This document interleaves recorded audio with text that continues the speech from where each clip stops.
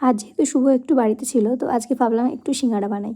তো ফার্স্টেই জানো তোমরা ময়ামটা কী করে দিতে হয়। একটু ময়দার মধ্যে কালো জিরার একটু তেল দিয়ে দিয়েছিলাম, দিয়ে ভালোভাবে মেখে নিয়েছিলাম। আর তারপরে আলুগুলোকে কেটে নিয়েছিলাম, আর ময়দাটা ততক্ষণ রেস্ট হচ্ছিল। আর তারপরে কিন্তু তেলের মধ্যে দিয়ে দিয়েছিলাম আমি বাদাম কুচি, আর এটাকে ভালোভাবে ভেজে একটু তুলে নিলাম। তারপরে তেলের মধ্যে দিয়েছিলাম একটু পাঁচফোড়ন আর শুকনো লঙ্কা।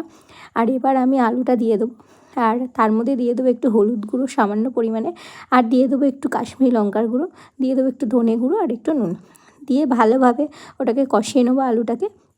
এর মধ্যেই তারপরে কিন্তু দিয়ে দেবো একটুখানি বাড়ির তৈরি একটু মশলা, একটু কাঁচা লঙ্কা আর একটু আদার কুচি।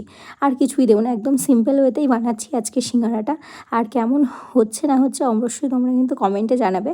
আর লাস্টে দিয়ে দিলাম একটু সামান্য পরিমাণে জল আর বাদামটা, দিয়ে ভালোভাবে ওটাকে কষিয়ে নিলাম।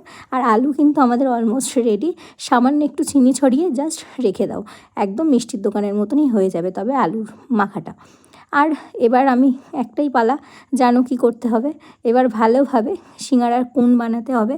তো ভালোভাবে বেলে নিলাম বেলুন চাকি দিয়ে, আর এই কোণের মধ্যে দিয়ে দেবো আলুগুলোকে। আর শুধু কিন্তু আমি একা যে করছিলাম তা না, আমার সঙ্গে কিন্তু শুভও আজকে হাত লাগিয়েছিল।